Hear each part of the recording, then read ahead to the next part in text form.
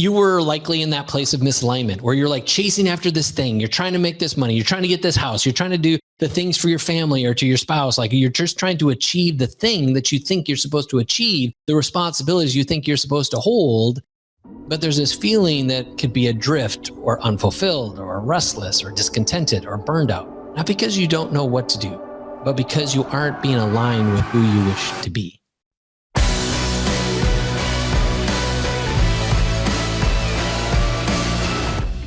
Welcome to Evolve Leadership, the arena where high-achieving leaders are challenged to redefine their limits. My name is Angus Nelson. I grew up in the United States and I now live in Lisbon, Portugal. I'm an executive coach and I've spent my career advising and training leaders from startups to Fortune 500 companies. And here's what I've learned. An old, ineffective leadership framework will always keep you on a hamster wheel, consumed with work-life balance, burnout, and stress. Here on the show, each week we'll help you rethink the path to achievement. We'll help you discover new principles, new philosophies to the modern leader. Look, the world is relentlessly changing, demanding a new era of leaders. It's time to redefine your limits. So enter the arena, my friend. It's time to evolve.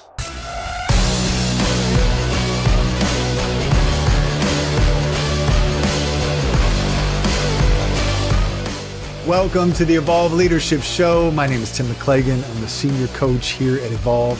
And today we are going to be looking at the antidote for burnout.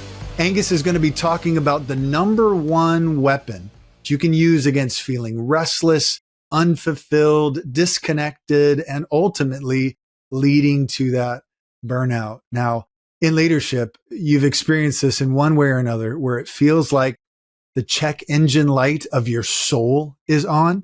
It might even be the company that you founded that you love, and yet it feels like a ball and chain. That check engine light is on. You know something is wrong, but you're not sure what. And whether it's your health is starting to have some issues, whether it's your marriage and your relationships are under some friction, or just even within the business itself, this anxiety is just kind of sitting there, and it's very, very normal within leadership. And so today we want to give you a little inside glance. Angus shares with a group of our members this weapon at how to be able to use it, to reset, to refresh, to give us new passion, new vision, and really design a life that we love waking up to. So here is Angus talking about the antidote to burnout. Check it out. We get what we expect. And so when you go into your day expecting a good day, you can create a good day. And we get to this place where we start living in our purpose. And your purpose for so many people is based on what you do. My purpose is to accomplish a thing. I'm going to get to the world, my thing. I'm going to make this money. I'm going to build so many water wells. I'm going to build these orphanages. I'm going to, do all these miraculous things. And I would tell you, what if your purpose isn't about doing shit? What if your purpose is about being someone instead? Most people think that this specific reason why they're here walking this earth is in order to accomplish a thing. But what if that thing that you're working towards, which so many people do, they say, oh, your purpose is to do this thing. And then while you're doing it, it's not something that thrills you or excites you. It's not something that, all of a sudden you achieve it early. And then what? I accomplished my purpose. Now I'm still breathing. I'm still living. Like, what do I do now? What if you actually never get to it? Do you feel like a failure? I thought my purpose was this, and I've never been able to accomplish it. So the context that we give purpose, I think, is defeating. It doesn't serve us.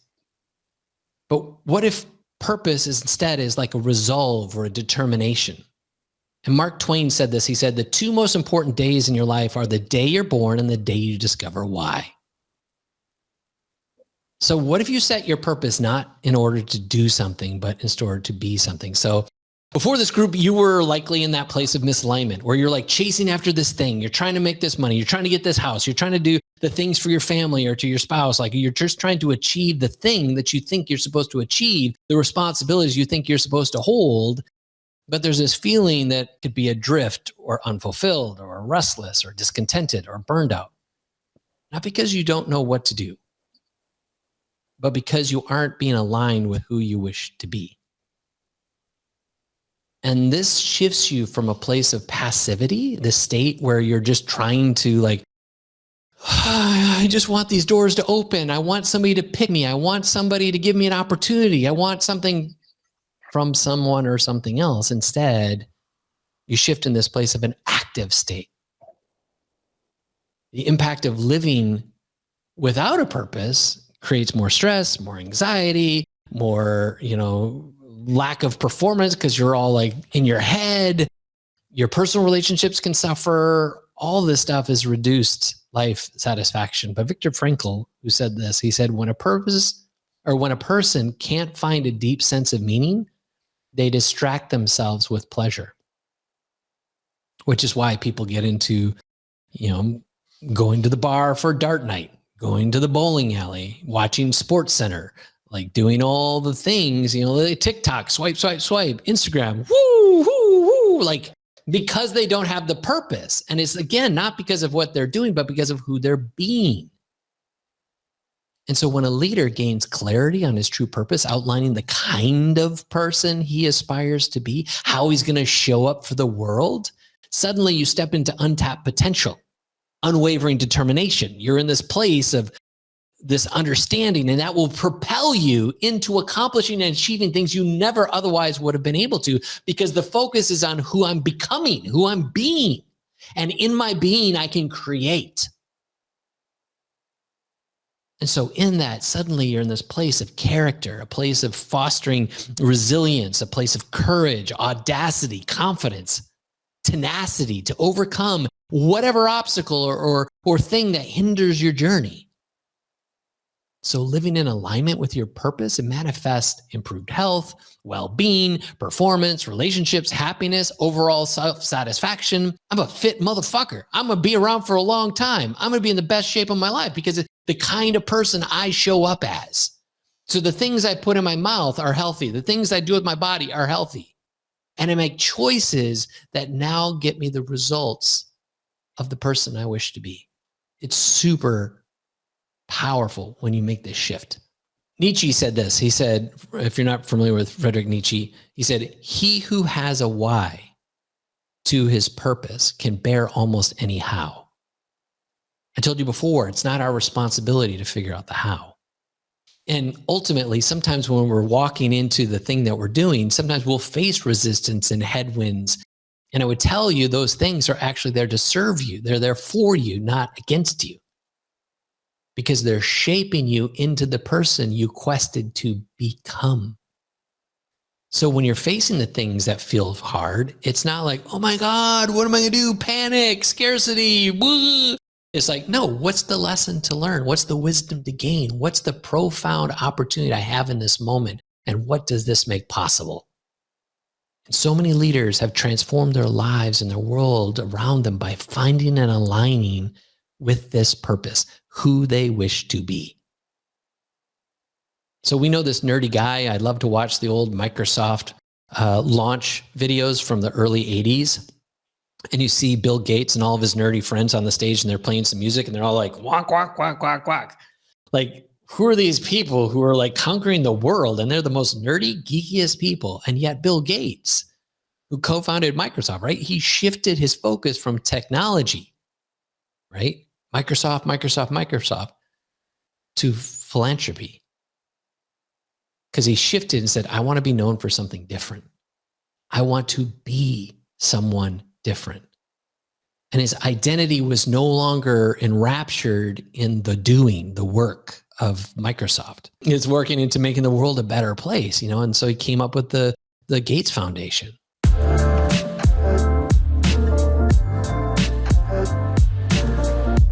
Let me just pause for a second to say this.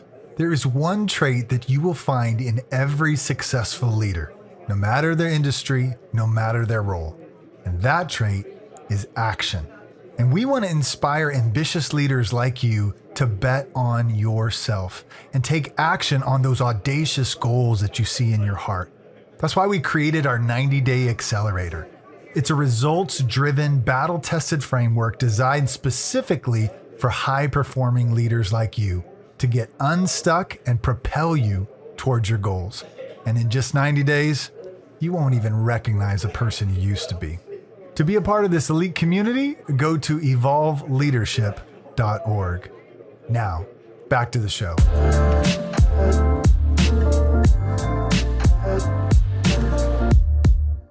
Let's talk about Keanu Reeves.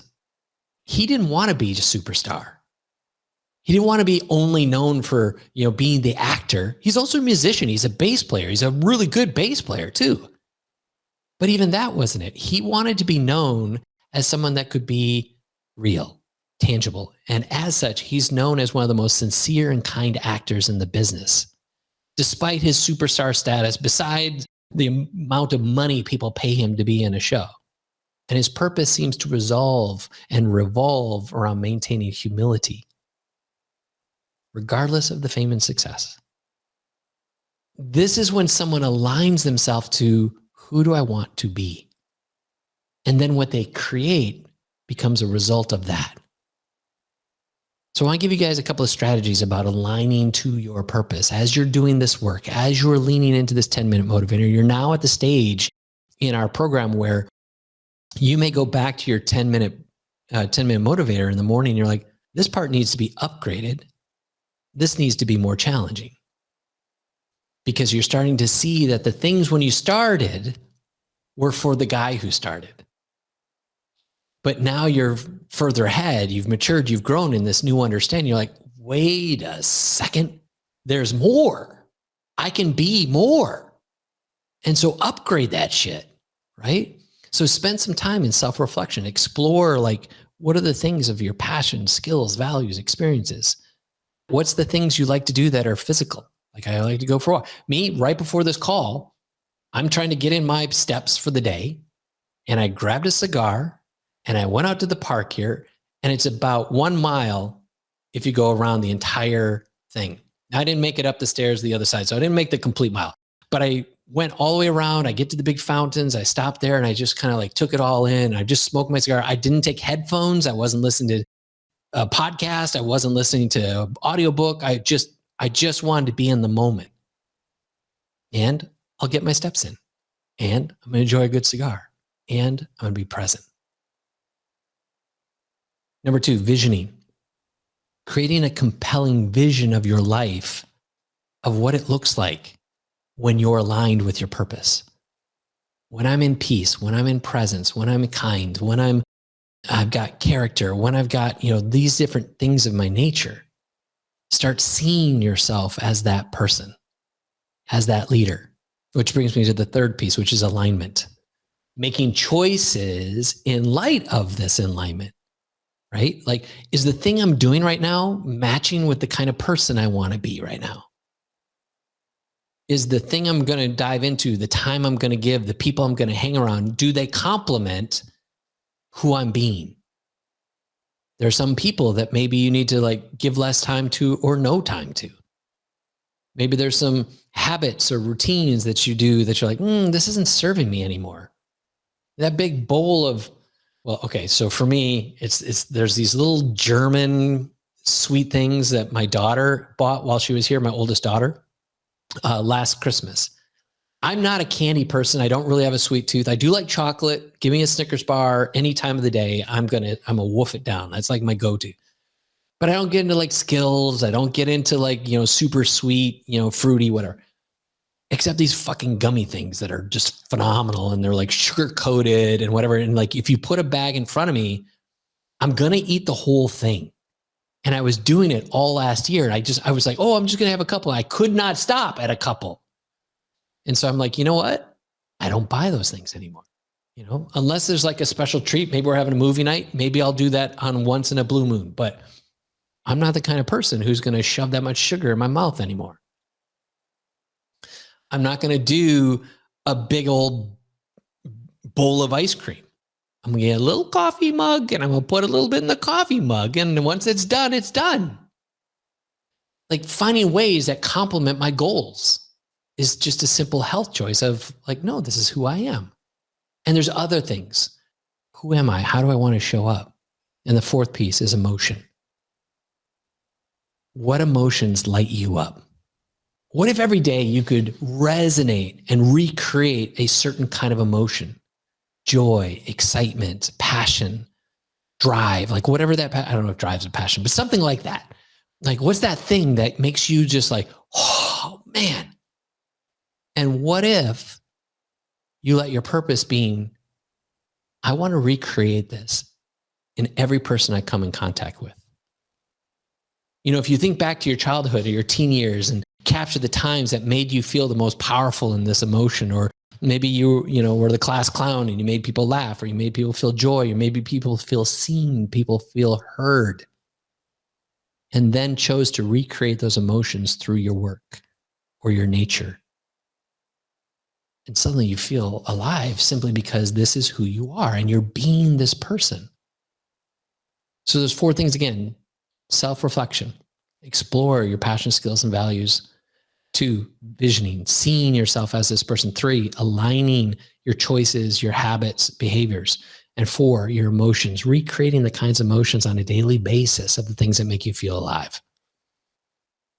And this week, I want you to think about, dive into what you believe that purpose is. Like as things reveal, as things percolate, as things bubble up, you know what? This is the kind of person I'm going to be, the kind of entrepreneur I'm going to be. And understand this, life is never made unbearable by circumstances, but only by lack of meaning and purpose. So who must you become? This is your purpose. Not a destination, but a determination. As we wrap up another episode of Evolve Leadership, thank you so much for taking time to invest in you. If there's to be any sustainable growth in your company or even in your relationships, you must grow first. And it's what I love to do for leaders, to help them grow, to challenge their thinking, sharpen self-awareness, to instill an unshakable confidence, and ultimately upgrade their sense of self. And we do this through our proprietary method called Agile EQ Plus, where we're leveraging agile leadership and emotional intelligence. We provide our signature training for individuals, and for businesses, we've designed a unique curriculum for company-wide learning and development. If you'd like to learn more about our training or to schedule a call, you can simply go to evolveleadership.org. And until next time, stay driven, keep climbing, and never stop evolving.